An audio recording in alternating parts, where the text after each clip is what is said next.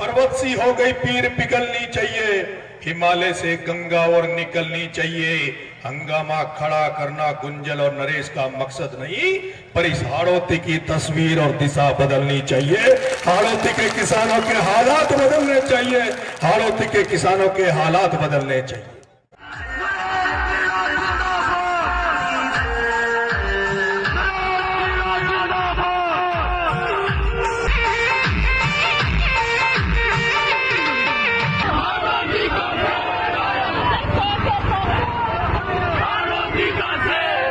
मैं पहली बार 8 महीने पहले इस हाड़ौती में आया था, और जब मैंने बारां की धरती पर पहली बार पैर रखा तो मैंने देखा कि यहाँ अगर सबसे बुरी हालात है, सबसे कमजोर हालात है, तो हाड़ौती के किसानों के हालात है। जिस हाड़ौती में कोटा, बूंदी, झालावाड़, बारां में अगर सबसे बड़ी कोई तादाद है, सबसे बड़ी अगर इनकम का कोई सोर्स है, इनकम का कोई आय का स्रोत है, तो केवल यहाँ के किसानों की खेती बाड़ी आय का स्रोत है। और मैं कहना चाहता हूं, जिस तरह से चौधरी चरण सिंह का एक संदेश में लेके चलता हूं, राजेश पायलट के उस शब्दों को मैं आत्मसात करके राजनीति में आगे बढ़ रहा हूं। जब चौधरी चरण सिंह ने कहा था किसानों का भला नहीं होने वाला, किसानों के आने वाली पीढ़ियों का भला नहीं होने वाला, किसानों के बच्चों का भला नहीं होने वाला, जब तक किसानों का एक पेड़ खेत की मेड़ पे नहीं होगा और दूसरा पेड़ संसद की सिट्टी पे नहीं होगा, जब तक किसानों का भला होने वाला नहीं है।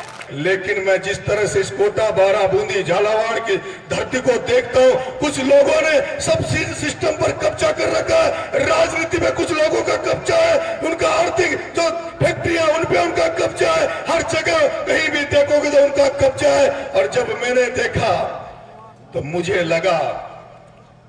लगा कि नरेश मीणा जो अब तक राजनीति चली है, जब तक इस राजनीति को नहीं बदलोगे तब तक इन किसानों के चेहरों पे खुशी नहीं आने वाली, जब तक इन किसानों के बच्चों का भला नहीं होने वाला।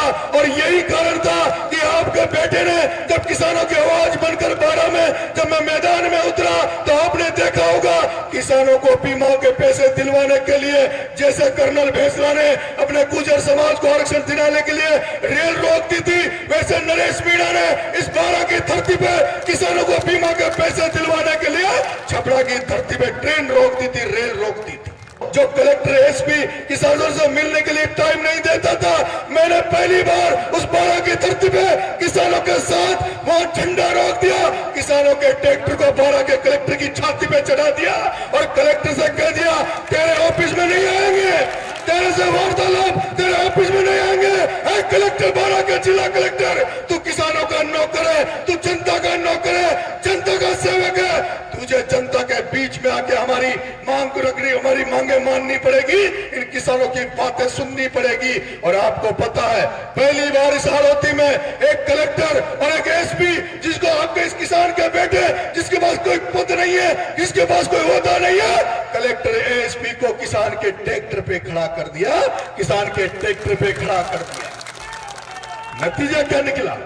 नतीजा ये निकला आपके बेटे में 8 मुकदमे लगे, आपके बेटे में 8 मुकदमे लगे, 2-3 बार जेल गया, लेकिन आपके बेटे ने बारां के किसानों को इस बार खाद की लाइन में नहीं लगने दिया। आपके बेटा जेल गया, मुकदमे खाए, लेकिन आपके बेटे ने इस बार बारां के किसानों को खाद की लाइन में नहीं टिकने दिया। किसी किसान को खाद के कट्टे के 2 रुपए नहीं जाने दिया, किसी किसान को जो बीमा के पैसे रुके पड़े थे, आपके बेटे ने 81 करोड़ रुपए बीमा के जो अटके पड़े थे, उन किसानों को 81 करोड़ रुपए दिलाए।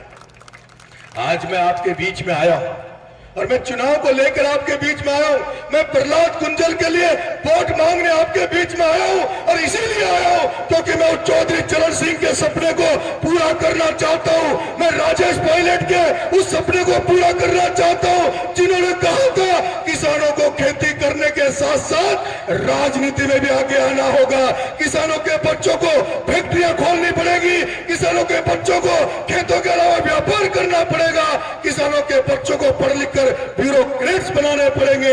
इसलिए आज प्रहलाद कुंजल के लिए यह आपका बेटा कोटा, बूंदी की गली गली, सड़कों सड़कों पर निकलकर वोट मांग रहा है। राजस्थान में 25 सीटों पर चुनाव हो रहा है, लेकिन मैं कहीं नहीं गया, क्योंकि मैं इसलिए नहीं गया क्योंकि मेरी सबसे ज्यादा जरूरत है, आज जगाने की सबसे ज्यादा जरूरत है। अगर आज सबसे बुरे हालात है तो वो कोटा, बूंदी, बारां, झालावाड़ के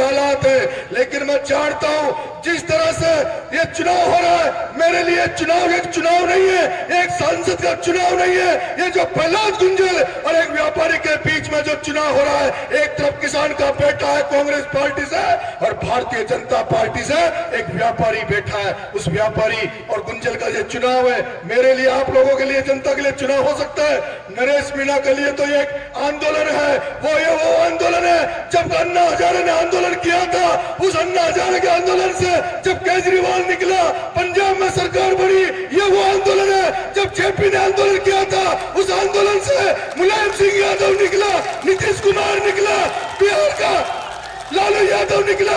ये हाड़ौती की धरती पे ये चुनाव नहीं है, ये एक आंदोलन है। इसको मेरे युवा साथियों, किसान भाइयों, इसको एक आंदोलन की नजर में आप देखो। अगर प्रहलाद गुंजल चुनाव जीतता है, अगर प्रहलाद गुंजल चुनाव जीतता है तो हाड़ौती की राजनीति में एक किसान राजनीति का उदय होगा। जो किसानों के बच्चे जो सपने देखते थे, जो छात्र संघ में जीत के आते थे, जो सरपंच प्रधान प्रमुख बन के आते थे, जो सोचते थे कभी हम भी प्रधान एमएलए बनेंगे, कभी हम भी सांसद बनेंगे।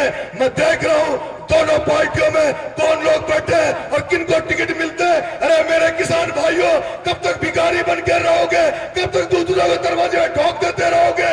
कभी तो मालिक बनो। जिस तरह से तुम खेतों के मालिक हो, अगर तुमने नरेश पे भरोसा किया तो नरेश मीणा तुम्हारे आने वाले बच्चों को फैक्ट्रियों का मालिक बनाएगा। नरेश मीणा तुम्हारे आने वाले बच्चों को राजनीति में बड़े ओहदों पे देखना चाहता है। इसलिए मैं इस कोटा में गुंजल के चुनाव प्रचार में घूम रहा हूं मेरे भाइयों। और आपको पता है, एक वो प्रहलाद गुंजल जिसकी पूरी जिंदगी सड़कों पर निकल गई, आंदोलनों में निकल गई, जिस प्रहलाद गुंजल की इस आम जनता को सुख चैन के लिए कभी वो थाने पे धरना देता है, कभी प्रशासन से टकराता है, कभी कलेक्टर का घेराव करता है। मेरे भाइयों सोचो, अगर प्रहलाद गुंजल जीत गया, मैं आपसे वादा करता हूं किसान भाइयों, जिस तरह से हिंदुस्तान के किसानों ने दिल्ली को घेर के बैठ गए थे और मोदी और अमित शाह को झुकाकर उनके काले कारनामों को, उनके काले कानून को वापिस कर दिए थे। अगर प्रहलाद गुंजल जीत गया, मैं आपसे वादा करता हूं, एक बेटा वो अशोक चांदना, दूसरी तरफ बाड़ा से नरेश मीणा, पीपलदा से चेतन पटेल, खानपुर से सुरेश गुर्जर, हम सारे लोग मिलकर प्रहलाद गुंजल के साथ, अगर आपको किसानों को समस्या आ गई, किसानों को किसी तरह की दिक्कत आ गई, मैं वादा करता हूं सत्ता यहाँ बीजेपी की होगी, मुख्यमंत्री चाहे भजन लाल होगा, लेकिन अगर हाड़ौती के किसानों को किसी तरह की कोई दिक्कत आ गई तो जैसे किसानों ने दिल्ली को घेर लिया था, इस कोटा को घेर के बैठ जाएंगे और कोटा की इस संभागीय अध्यक्ष को इनको घेर कर ऐसे बैठेंगे कि जब तक किसानों को कोई छीन नहीं सकता, कोई किसानों को नहीं कर सकता। मैंने प्रेस कॉन्फ्रेंस करी थी कि जो राष्ट्रवाद की बात करते हैं, जो देशभक्ति की बात करते हैं, जो राष्ट्रवाद देशभक्ति का चोला ओढ़ के जनता में जाते हैं, मैंने इसका काला कारनामा ओम बिरला का सबके सामने लेके आया था। इस तरह से दाऊद इब्राहिम जो देश का भगोड़ा है, जो आतंकवादी है, जो बंबई में बम ब्लास्ट करके हजारों लोगों को मार के जो पाकिस्तान चला गया, उस दाऊद इब्राहिम का एक पार्टनर है जिसका नाम है जेम जोशी। उस जेम जोशी से ये हमारा जो सांसद, जिसको 10 साल से आप सांसद बना रहे हो, वो ओम बिरला, उससे फॉर्च्यूनर गाड़ी गिफ्ट में लेता है। अब सोचो, जिस वे ओम बिरला ने वो फॉर्च्यूनर गाड़ी गिफ्ट में ली है, उस फॉर्च्यूनर गाड़ी के एवज में उस आतंकवादी को वो बैठे पाकिस्तान में, उस जेम जोशी को क्या मदद करी होगी, आप समझ सकते हो। आज मैंने सुना है 1-4-2 कंपनियां, फर्जी कंपनियां बना के हमने सबूत पेश किए, 2 फर्जी कंपनी बना के 400 करोड़ की फर्जी कंपनी बना के पूरी बजरी का कब्जा कर लिया। आम किसान को एक टोली रेत नहीं मिल रही, आम किसान को एक टोली पत्थर नहीं मिल रहा, और ओम बिरला के जो रिश्तेदार नातेदार है उनके दम पर चल रहे हैं, जेसीबीयां चल रही है। मेरे किसान भाइयों, मैं पूछना चाहता हूं, आपके बीच से दिल्ली से बंबई हाईवे निकल रहा है, आप में से कोई ऐसा व्यक्ति है क्या जिसने उसमें 2 रुपए कमाया हो? हजारों करोड़ का प्रोजेक्ट था, हजारों करोड़ की सड़क बन रही थी, लेकिन मुझे नहीं लगता कि इस इटावा की धरती पर किसी किसान के बेटे ने उसमें ट्रैक्टर चला हो, एक ट्रॉली रेत दी हो। सारे क्रेशर इनके। ये जो व्यापारीकरण की राजनीति हो रही है, उस व्यापारीकरण की राजनीति के खिलाफ नरेश मीणा वोट मांगता घूम रहा है। मैं आपसे निवेदन करना चाहता हूँ, जो भी किसान कौम है, गांव में किसान, ब्राह्मण समाज का व्यक्ति भी गांव में खेती करता है, मुस्लिम समाज भी गांव में खेती करता है, हर तबका जो गांव में रहता है वो खेती बाड़ी करता है। उन खेती बाड़ी करने वाले लोगों से मेरे अपील है, अगर आप चाहते हो कि ये सिक्योरिटी की तरह यहाँ राजनीति हो, पूर्वी राजस्थान की तरह राजनीति हो, जहाँ किसानों के बच्चे राजनीति करें, किसानों के बच्चों के धंधा पानी चले, किसानों के बच्चों की फैक्ट्री हो, तो आप इस प्रहलाद कुंजल को चुनाव जरूर जिताना। मैं आपसे अपील करने आया हूँ। मैं आपसे ये भी कहना चाहता हूँ, 10 साल से कोटा के सांसद ओम बिरला जी रहे, आज उन्होंने एक पर्चा निकाल दिया कि हमने ये विकास किया है। मैं पूछना चाहता हूँ, यहाँ पे जो इटावा में ट्रॉमा सेंटर खुला, वो ट्रॉमा सेंटर, अरे बिरला तूने नहीं खुलाया, वो ट्रॉमा सेंटर रामनारायण मीणा ने खुलाया, वो कांग्रेस ने खुलाया। आज मैं पूछना चाहता हूँ, बूंदी में जो मेडिकल कॉलेज खुला, वो मेडिकल कॉलेज बिरला तूने नहीं खुलाया, वो हमारे भाई कांग्रेस के नेता अशोक चांदना ने खुलाया। और आज मैं इन्होंने कहा, हमेशा कहा कि 500 बेड का हॉस्पिटल कोटा में बिरला ने खुलाया।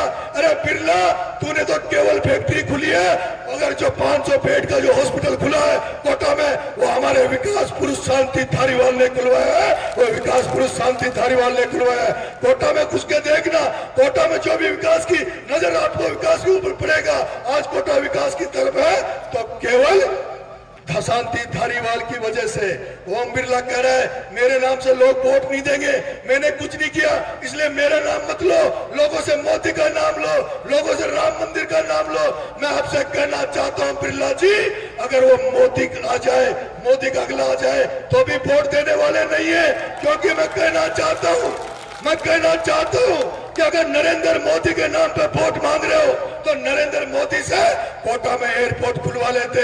नरेंद्र मोदी के नाम पे वोट मांग रहे हो तो नरेंद्र मोदी से IIT खुलवा लेते। नरेंद्र मोदी के नाम पे वोट मांग रहे हो तो नरेंद्र मोदी से एम्स खुलवा लेते। ओम बिरला जी, इस कोटा की धरती पे किस मुंह से वोट मांग रहे हो? अरे हम तो प्रहलाद कुंजल को वोट देंगे, उस प्रहलाद कुंजल को जो सांसद के रूप में पहली बार वोट मांग रहा है, उस प्रहलाद कुंजल को देंगे जिसने ना रात देखी ना दिन देखा, जिसने ना ये देखा कि मेरे पे मुकदमा लग जाएगा, बूंदी में कोई मर जाता है रात को जाके वहां धरना दे देता है, कहीं भी जहाँ बुलाते हो वहां वो उठ के चला जाता है। मैं आपसे उस किसान के बेटे को राजनीति में जिंदा रखने के लिए भीख मांग रहा हूँ, आपसे वोट मांग रहा हूँ कि जिस प्रहलाद कुंजल को सब लोगों ने राजनीति हत्या करने का प्रयास किया, मैं उम्मीद करता हूँ ये कोटा बूंदी की जनता उसको ना उम्मीद नहीं करेगी, उसको ना उम्मीद नहीं करेगी। और अगर प्रहलाद कुंजल को आपने जिता दिया, अगर प्रहलाद कुंजल को जिता दिया तो समझ लो नरेश मीणा भी बन गया। दिन भर की सारी अपडेट्स के लिए सब्सक्राइब करें राजस्थान कवरेज को और बेल आइकन दबाना ना भूलें, ताकि आप रहे अपडेटेड हमेशा।